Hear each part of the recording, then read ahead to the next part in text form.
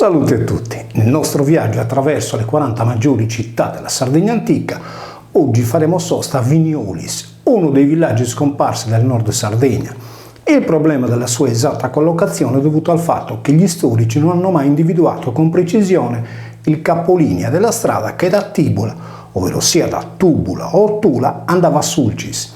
Per questo la seconda stazione di sosta dopo Tula, quella di Viniolis, citata nella mappa stradale dell'itinerario Antonino Augusto fra Tibula ed Eruccio, è stata considerata fantasma. Nella realtà la strada Tibula-Sulcis era lunga 260 miglia, ossia 384,8 km. L'itinerario partiva da Tula verso Eruccio, vale a dire Coda Ruino o Valle d'Oria, attraversando Viniolis, oggi Badde Inzas, in località Bangios, poco distante da Perfugas. Poi il tragitto seguiva tutta la costa nord-occidentale fino alla città di Sulcis. In un breve tratto, quello da Neapolis a Metalla, questa arteria incrociava la strada Tibula-Scaralis. Al territorio di Perfugas appartiene una stele centinata contenente l'epitaffio romano di Quintus Resticelius. L'itinerario antonino era affidabile sulle distanze. Da Tibula o Tula, dopo 12 o 15 miglia a seconda dei testi, in media 20 km come era ora, si incontrava la città di Viniolis o Vignolas, un cippo che segna il 180° miglio da Cagliari. È stato rinvenuto nella località di Samela, a qualche chilometro da Erola, proprio sulla strada che da Tula o Tubula portava al mare di Valle d'Oria o porto di Tubula. Nel territorio di Perfugas, prima di giungere in paese, è posta la maestosa chiesa di Santa Vittoria di Susasso, amministrata oggi dalla parrocchia di Erola. L'importanza di questa chiesa, consacrata nel 1120 e consacrata nel 1329, è dovuta alle numerose citazioni storiche, tra cui una pergamena recante la dedica del vescovo di Ampurias, Nicola I. Fino al Medioevo, però, il maggiore centro di tutto il territorio, compreso tra Erola e Perfugas, era Bangios, un esteso villaggio che possedeva ben 5 chiese, di cui la parrocchiale era San Giorgio, oggi allo stato di Rudere.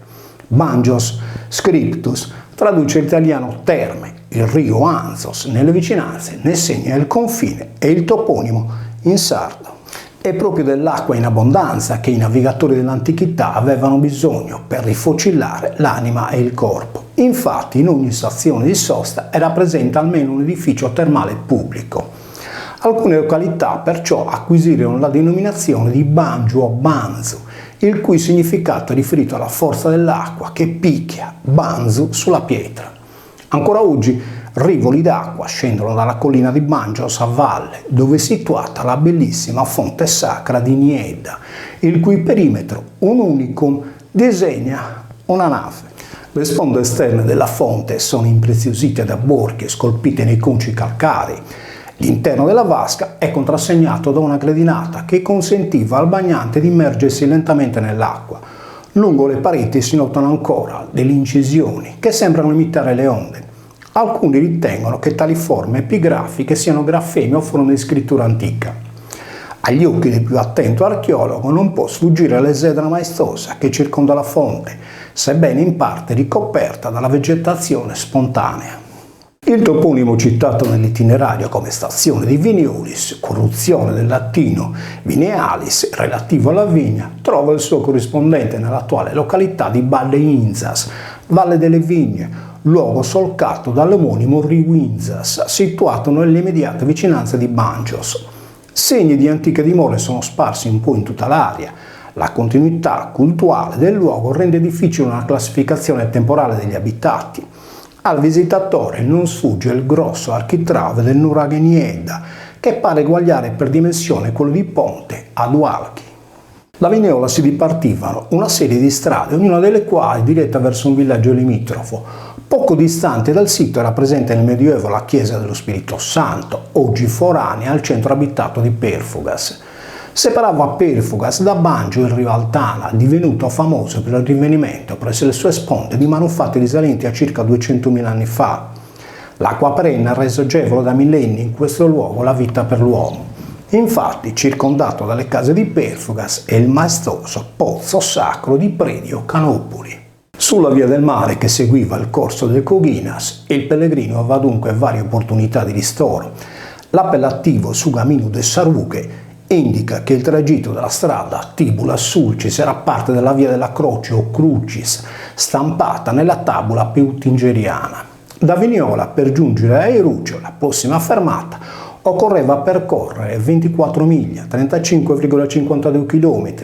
Eruccio, riportata anche con Eruzio, pare la lieve corruzione del latino Eruccius, che traduce il rostro della nave, ma non solo. Sul campo però il toponimo similare a Eruccio, tenendo in considerazione la distanza indicata dall'itinerario antonino, è quello di Coda Ruina, composta da Coda Rucchina, vale a dire coda della croce. Dunque Eruccio diverrebbe in sardo il Rucchino, che significa della croce. Questa località segnava pertanto la coda della croce, quella che nella costellazione cruciforme del Cigno o del Cunno trasponeva sulla terra la stella di Denebe, trasmessa con tale nome fino ai nostri giorni dagli arabi, per indicarne proprio la coda della Rucchina. La città di Erucinum è la prima in ordine di latitudine a essere citata nella geografia di Claudio Tolomeo. Sebbene risulti sfasata rispetto alle coordinate attuali, forse perché in antichità si pensava che la Sardegna avesse davvero la forma di un piede, come aveva riportato Mirsilo, l'itinerario antonino la colloca nella sua giusta posizione, dove è ora posta Valle d'Oria. Dice Giuseppe Calvia nel 1891 che rovine romane si osservavano sul Rio Coghinas, lungo la strada detta Stradone Romano, che da Tula andava a Olbia. Nella letteratura greca antica la divinità di Era era considerata tra le altre moglie di Zeus e madre di Eracles. Nel mito sardo, che precede di secoli quello greco, Era era la dea che mentre allattava Ercole aveva lasciato cadere una goccia del suo latte facendo sbocciare il gelio del mare. Simbolo della Sardegna centrale, la città di Erarium, indicata da Tolomeo, si trovava nei pressi dell'attuale Monte Eri, in territorio di Nulvi, dove è presente una muraglia megalitica su cui insisteva fino al Medioevo un villaggio. Questo luogo ad ampio dominio visuale, chiamato Villafranca Erizzo o Irizzo, segnava un punto trigonometrico da cui era possibile osservare l'entroterra e il mare, con un raggio d'azione che andava da Osilo fino a Castelsardo. Nelle immediate vicinanze di Nulvi è presente il monumentale pozzo sacro di Irro, affiancato dal nuraghe omonimo. Questo maestoso tempio dedicato al culto delle acque presenta le stesse caratteristiche dei conci borchiati già osservate nel pozzo di Pridio Chianopoli e nella fonte di Nieda. Durante la nostra visita al sito archeologico di Irro si sono mostrate senza timore, quasi fossero le padrone di casa, due bisce in sardo coloras che sguazzavano nel terreno acquitrinoso. Il maschio era avvinghiato, alla femmina un abbraccio amoroso. Sembrava in quell'istante di ripercorrere la mitologia, quando Turrenia, l'indovino, con il suo bastone del Tirso, Turro, uccise la femmina. Presto fu trasformato in una donna e divenne una celebre prostituta. Sarà questo uno dei motivi per cui noi, le bisce, le rispettiamo? Appare chiaro da questi dati che le arterie dell'itinerario antonino passavano davanti ai monumenti megalitici dell'età del bronzo, per cui non possono essere stati i romani a costruire tali strade. Semmai possiamo sostenere che essi hanno contribuito a mantenerle efficienti. Saludos a tutti.